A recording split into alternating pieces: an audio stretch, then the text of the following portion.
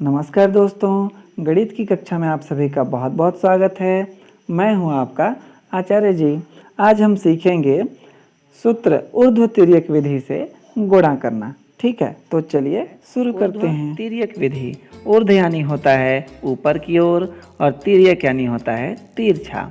तो चलिए हम एक उदाहरण लेते हैं और ऊर्ध्व तिर्यक विधि से गुणा करना सीखते हैं। उदाहरण एक, मान लीजिए कि हमको गुणा करना है 54 में 35 का।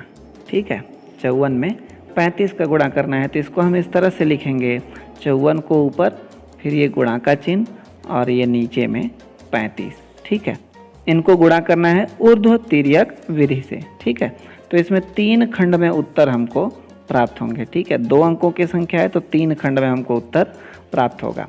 तो सबसे पहले हमको इकाई के अंकों को आपस में गुणा करना है। ठीक है, 5 को गुणा करना है 4 से, ऊर्ध्व गुणा। ठीक है ना, नीचे से ऊपर की ओर। तो 5 चौकों को 20 आया अपने पास, तो 20 का शून्य हम पहले खंड में लिखेंगे और ये 2 जो है अगले खंड में हासिल, यहाँ पे छोटा सा उतार लेते हैं।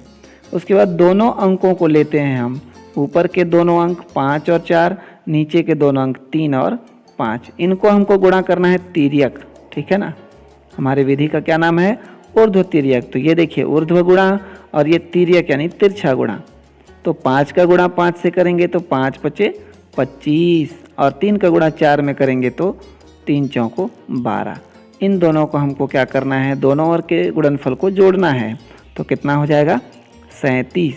37 और हासिल के 2 जोड़ेंगे तो हो जाएगा 39। ठीक है ना, तो 39 का 9 को हमको इस खंड में लिखना है और 3 को अगले खंड में हासिल। ठीक है, अब दाहिनी वाली संख्या को हमको ले लेना है। ठीक है ना, ऊपर का अंक है 5, नीचे का अंक है 3, इनको गुणा करना है हमको ऊर्ध्व गुणा, नीचे वाले को ऊपर वाले से। तो 3 पचे 15, 15 और हासिल के 3 कितना हो गए? 18। तो अब तो गुणा करने के लिए कुछ भी नहीं बचा, तो क्या करना है? पूरा 18 लिख लेना है। तो ये हमारा गुणा जो है पूरा हो गया। तो हम लिखेंगे अतः 54 गुणा 35 बराबर 1890। है ना आसान? अब हम 3 अंकों की संख्या को गुणा करना सीखते हैं। ठीक है, तो इसके लिए एक दूसरा उदाहरण ले लेते हैं। ठीक है, चलिए इनको गुणा करें। तो पहली संख्या को ऊपर लिख लेना है, ये हो गया, और दूसरी संख्या को नीचे। अब हमको क्या करना है? ये 3 अंकों की संख्या में 5 खंड में उत्तर हमको मिलेंगे। तो 5 खंड हम बना लेते हैं। ठीक है, ये हो गया पहला, दूसरा, तीसरा, चौथा और 5वां। तो हमको क्या करना है? सबसे पहले इधर किनारे वाले 1 अंकों को आपस में ऊर्ध्व गुणा करना है। ठीक है, 1 को हम गुणा करेंगे 3 से, तो 3 एकम 3, यही हमारा पहले खंड का उत्तर। उसके बाद इकाई की ओर से 2 अंकों को हमको लेना है। ठीक है ना, कौन कौन से? 2 और 3 ऊपर से और नीचे 2 और 1, इनको हमको गुणा करना है तिर्यक। तो गुणा करिए, 2 एकम 2 और 3 दूना 6, दोनों को जोड़ देना है। तो 2 और 6 हो गया 8। तो दूसरे खंड का उत्तर हुआ 8। अब तीनों अंकों को हमको लेना है, ऊपर वाले तीनों अंक 1 2 3 और नीचे वाले तीनों अंक 3 2 1। ठीक है, बीच वाले को ऊर्ध्व गुणा, किनारे वालों को तिरछा गुणा, तिर्यक गुणा। ठीक है, तो देखिए कीजिए, पहले ऊर्ध्व वाले को कर लेते हैं ना। 2 दूना 4, फिर 1 एकम 1, फिर 3 तिया 9, इन सभी को जोड़ देना है। तो 4 और 1 5, 5 और 9 14। तो 14 का हमको लिखना है यहाँ पे 4 और हासिल को 1 आगे लिख देना है। ठीक है, अगले खंड में। अब 3 अंक हम ले चुके हैं। अब इधर से किनारे की ओर से 2 अंक लीजिए। ठीक है, तो ऊपर में है 1 और 2 और नीचे में है 3 और 2, इनको हमको तिर्यक गुणा करना है। तो करेंगे 2 एकम 2, 3 दूना 6, तो 6 और 2 8 हो गया। 8 और 1 हासिल का 1 जोड़ते हैं तो हो जाएगा 9। ठीक है, अब इस ओर का किनारे का 1 अंक हमको लेना है। तो ऊपर में है 1 और नीचे में है 3, तो हम गुणा करेंगे 3 एकम 3, तो यहाँ पे हमारा हो जाएगा 3। ठीक है, तो यही हमारा उत्तर है।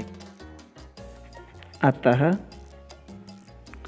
123 गुणा 321 बराबर 39483, 39,483।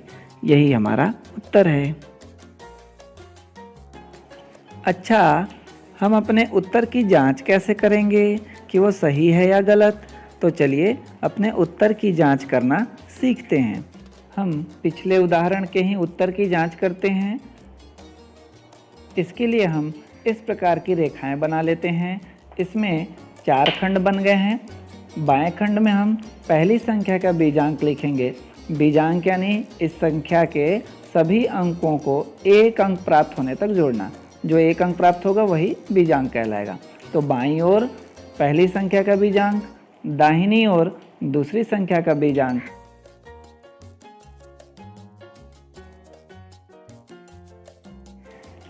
फिर दोनों बीजांकों को हम ऊपर वाले खंड में गुणा करेंगे, उनके गुणनफल का बीजांक निकालेंगे। सबसे नीचे वाले खंड में हम उत्तर जो प्राप्त हुआ है उसका बीजांक निकालेंगे। तो हमको देखना है ऊपर वाले खंड में और नीचे वाले खंड में बीजांक जो है समान आना चाहिए। अगर समान आए तो हमारा उत्तर सही है। तो इसी तरह हमको सभी प्रश्नों के उत्तर की जांच करनी है। आज के वीडियो में बस इतना ही। फिर मिलेंगे अगले वीडियो में। तब तक हंसते रहिए, मुस्कुराते रहिए और सीखते रहिए, क्योंकि सीखना ज़रूरी है।